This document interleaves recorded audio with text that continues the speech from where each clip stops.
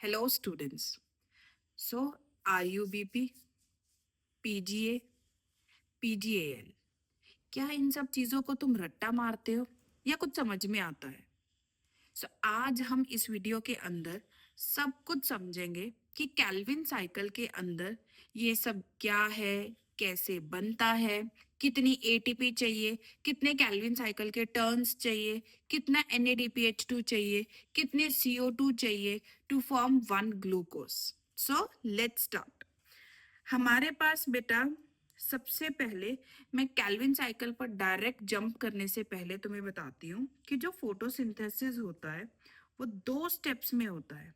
One is your light reaction and another is your dark reaction. Light reaction में हम बनाते हैं ATP, NADPH2। जो ये ATP एंड NADPH2 हमने लाइट रिएक्शन में बनाए हैं, फॉर्म किए हैं, इनको हम यूज करेंगे डार्क रिएक्शन में। डार्क रिएक्शन में यूज करके ही एक्चुअल ग्लूकोज सिंथेसिस होता है।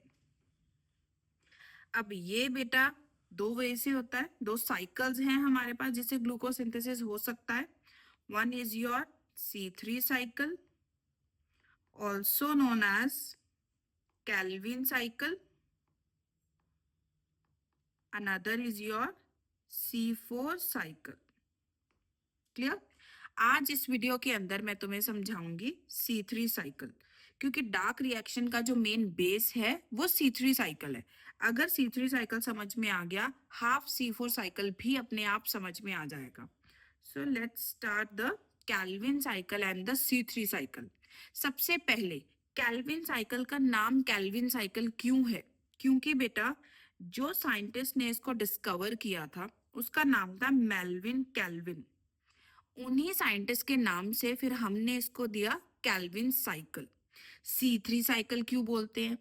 क्योंकि बेटा जब CO2 फिक्स होगी, जो वेरी फर्स्ट स्टेबल प्रोडक्ट बनता है डार्क रिएक्शन में, C3 साइकिल में, कैल्विन साइकिल में, वो 3 कार्बन्स का बना होता है।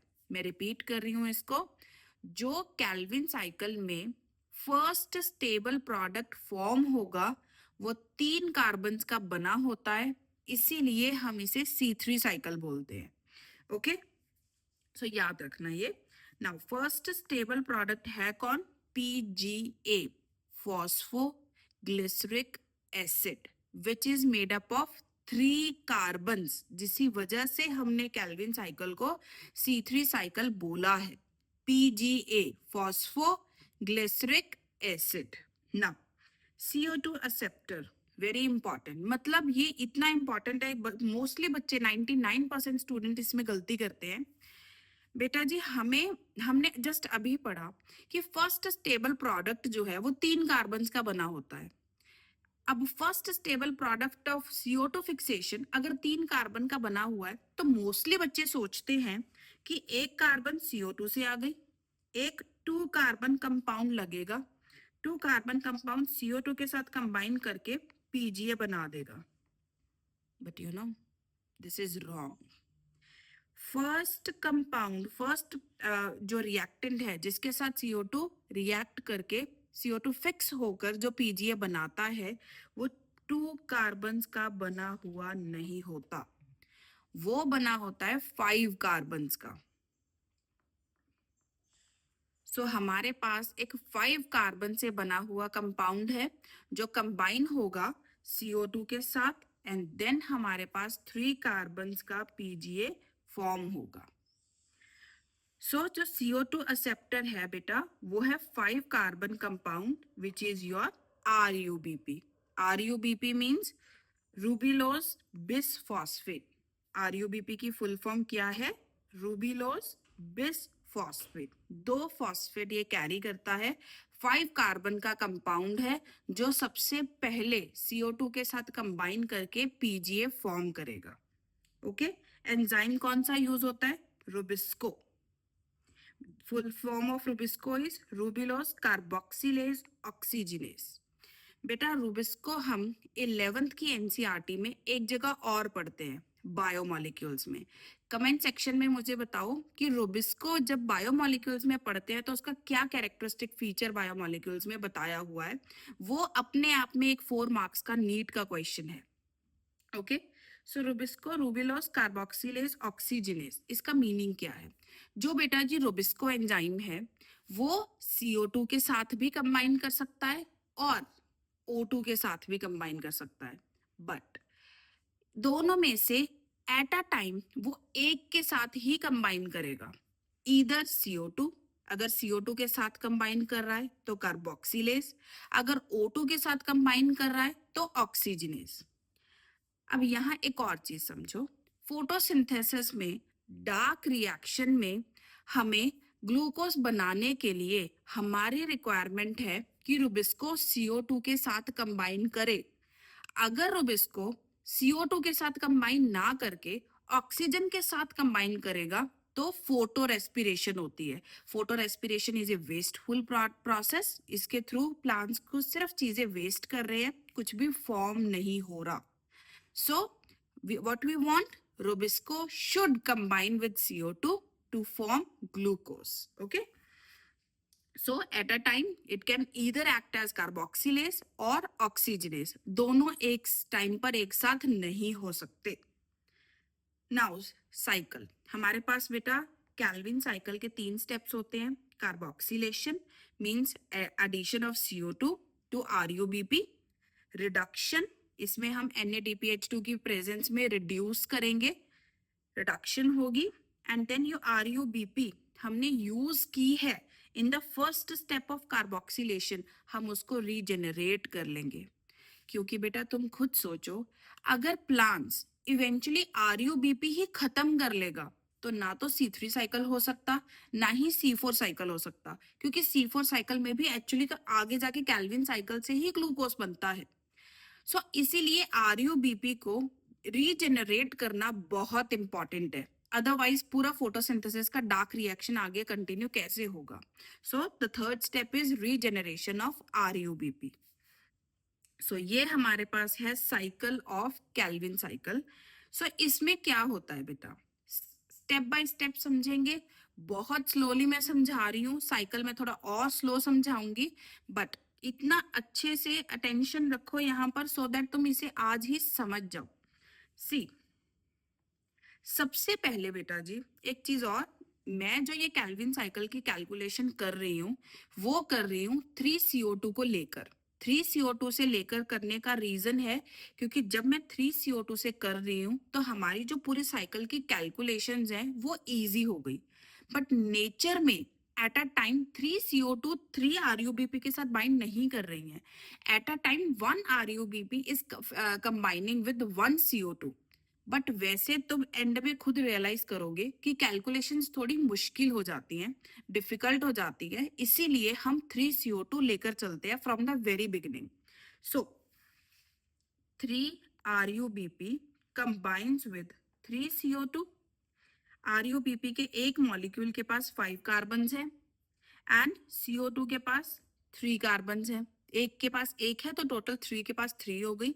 सिमिलरली 3 RUBP के पास टोटल कितनी कार्बन हो गई, 15 कार्बन, राइट। 15 कार्बन RUBP की, 3 कार्बन CO2 की, दोनों कंबाइन करके रूबिस्को एंजाइम। तुम्हें अलग अलग तरीकों से क्वेश्चन आ सकता है, कैल्विन साइकिल के अंदर फर्स्ट एंजाइम कौन सा यूज हो रहा है, रूबिस्को। रूबिस्को कौन सा कैसा एंजाइम है, नेचर कैसा है, it can also combine with CO2, it can combine with O2, it can act as carboxylase, it can act as oxygenase, so like that. So RUBP की 15 कार्बन 3 मॉलिक्यूल्स की and 3CO2 की 3 carbon combine करके in the presence of rubisco enzyme they are forming the first stable product of Calvin cycle, which is PGA, phosphoglycerate or phosphoglyceric acid. It is also known as 3-PGA. 3 means at the third position phosphate group is attached. अब बेटा जी इसके पास 3 carbon है एक molecule के पास, तो total कितने molecules बन सकते हैं? So yes, 6 molecules of PGA are formed when 3 molecules of RUBP are combining with 3 CO2. So 6 molecules of PGA बन गए. अब बेटा हमें फॉस्फो, ये फर्स्ट स्टेप है कार्बोक्सिलेशन, जो मैंने अभी तुम्हें बताया था कि हमारा फर्स्ट स्टेप होता है carboxylation. Carboxylation means addition of carbon dioxide by which PGA is formed. Now अब बेटा फॉस्फोग्लिसरेट को हमें कन्वर्ट करना है 1,3 डाइफॉस्फोग्लिसरेट. 1,3 डाइफॉस्फोग्लिसरेट. पीजीए के पास एक फॉस्फेट था, 1,3 डाइफॉस्फोग्लिसरेट के पास 2 फॉस्फेट हैं. तो अब हमें कोई ऐसा सबस्ट्रेट चाहिए जो फॉस्फेट गिविंग हो. कौन है वो? एटीपी. सी, अगर 6 मॉलिक्यूल्स हैं और आगे 6 ही 1,3 डाइफॉस्फोग्लिसरेट बन रहे हैं, तो हम 6 एटीपी को यूज करेंगे. ये 6 एटीपी ब्रेक होगा into 6 ADP plus 6 inorganic phosphate. ये जो 6 इनऑर्गेनिक फॉस्फेट निकलेंगे, ये जाके ऐड हो जाएंगे पीजीए फॉस्फोग्लिसरिक एसिड के अंदर, जिससे हमारे पास बन जाएगा 1,3 डाइफॉस्फोग्लिसरेट. कितने एटीपी यूज हो रहे हैं स्टेप में? 6, 1 for each PGA. Clear? Next, अब हमें इस 1,3 डाइफॉस्फोग्लिसरिक एसिड की करवानी है रिडक्शन. किसकी प्रेजेंस में करवाएंगे? ऑफ कोर्स NaDPH2, क्योंकि बेटा हमारे पास लाइट रिएक्शन से यूज करने के लिए 2 ही चीजें आई हैं, ATP एंड NaDPH. उन्हीं को यूज करके फिर हम अपना डार्क रिएक्शन करवा रहे हैं. ATP थोड़ी सी यूज कर ली, थोड़ी सी हम आगे यूज करेंगे. रिडक्शन के लिए भी हमारे पास लाइट रिएक्शन से NaDPH2 आया है, हम उसको ही यूज करेंगे. सो हमने 6 मॉलिक्यूल्स को रिड्यूस करवा के, तुम केमिस्ट्री में पढ़ते हो, एसिड को अगर रिड्यूस करवाएं तो वो एल्डिहाइड में कन्वर्ट हो जाता है. यहां पर भी वही हो रहा है. 6 NaDPH2 रिड्यूस होंगे तो मतलब खुद की इनकी ऑक्सीडेशन होगी एंड ग्लिसरिक एसिड को ग्लिसरल्डिहाइड में जब कन्वर्ट करेगा, उसकी रिडक्शन होगी, तो हमारे पास बन जाता है पगाल, फॉस्फोग्लिसरल्डिहाइड. क्या बन जाता है बेटा? फॉस्फोग्लिसरल्डिहाइड. हमें हर मॉलिक्यूल को रिडक्शन करवानी है, तो 6 मॉलिक्यूल्स हैं, तो टोटल 6 NaDPH चाहिए to convert it into the PGAL, phosphoglyceraldehyde. So ये बन गए हमारे पास 6 मॉलिक्यूल्स ऑफ फॉस्फोग्लिसरल्डिहाइड. अभी तक देखो, we started with 3 carbon compound, 3 carbon PGA, 3 carbon diphosphoglyceraldehyde, then 3 carbon PGAL. 6 molecules of 3 PGAL phosphoglyceraldehyde बन गए. यहाँ पर थोड़ा ध्यान दो. अब बेटा इन 6 मॉलिक्यूल्स में से हम एक बाहर निकाल लेते हैं, 1 पगाल. 1 molecule of pagal हमने बाहर निकाल लिया. These are 3 carbons. Now these 3 carbons are 3 carbons of glucose. Yes, मतलब अगर मैं 3 CO2 के साथ स्टार्ट कर रही हूं, तो मैं साइकिल में 3 कार्बन ऑफ ग्लूकोज ही बना पा रही हूं. नेचर में तो सोचो 1 CO2 के साथ साइकिल स्टार्ट होता है, तो एक केल्विन साइकिल के अंदर खाली एक कार्बन ऑफ ग्लूकोज ही फॉर्म होता है. Yes, that is why, that is the reason I started with 3 CO2s for the easy calculation. So अब एक PgAl बाहर निकाल लिया हमने. 3 carbon of PgAl are the 3 carbon of future glucose. अब 5 PgAl के साथ हम आगे कंटिन्यू करेंगे. ये वाला स्टेप था, these represents reduction.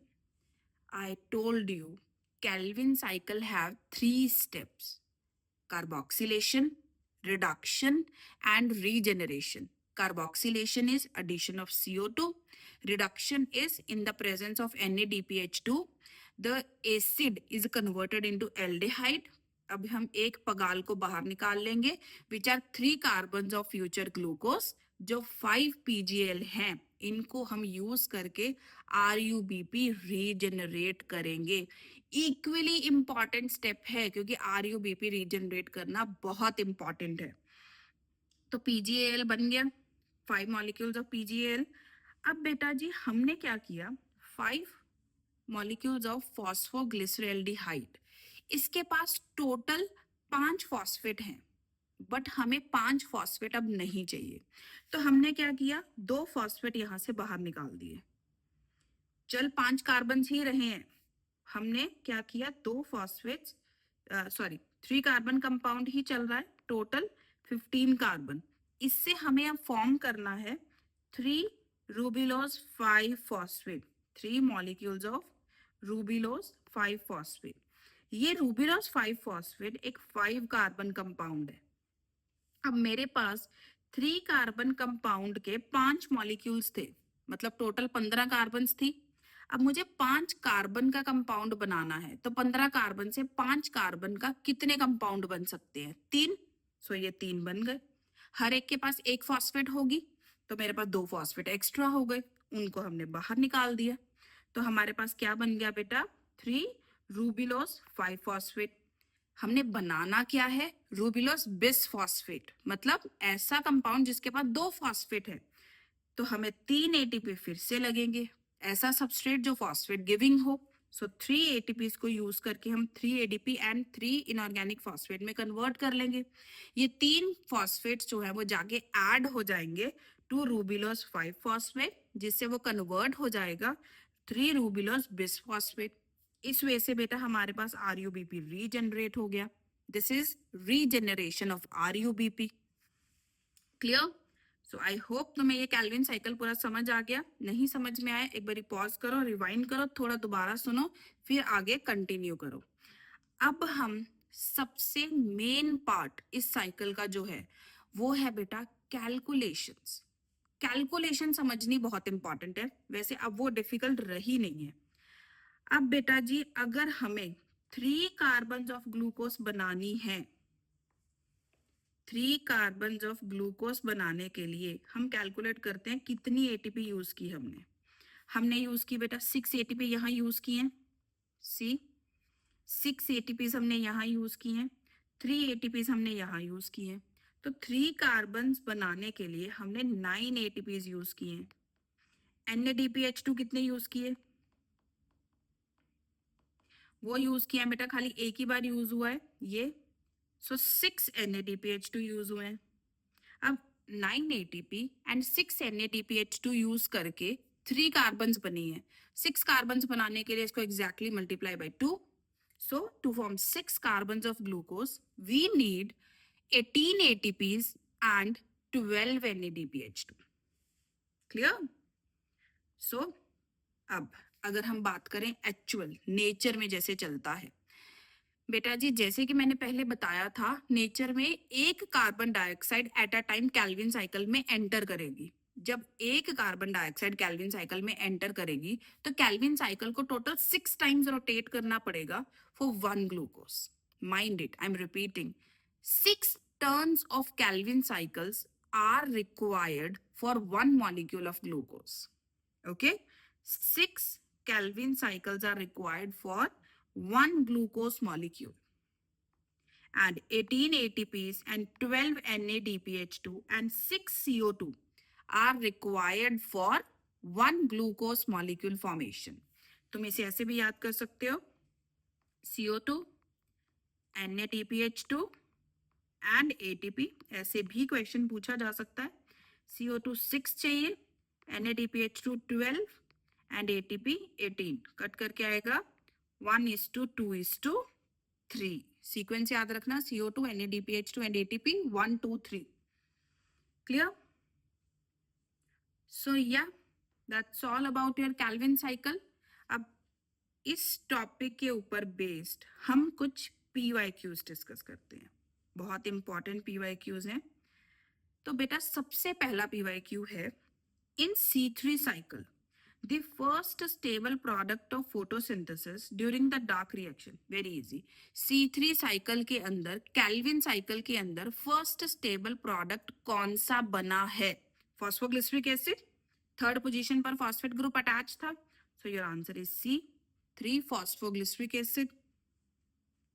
For assimilation, next PYQ, for assimilation of 1 CO2, the energy required in form of ATP and NADPH2 RES।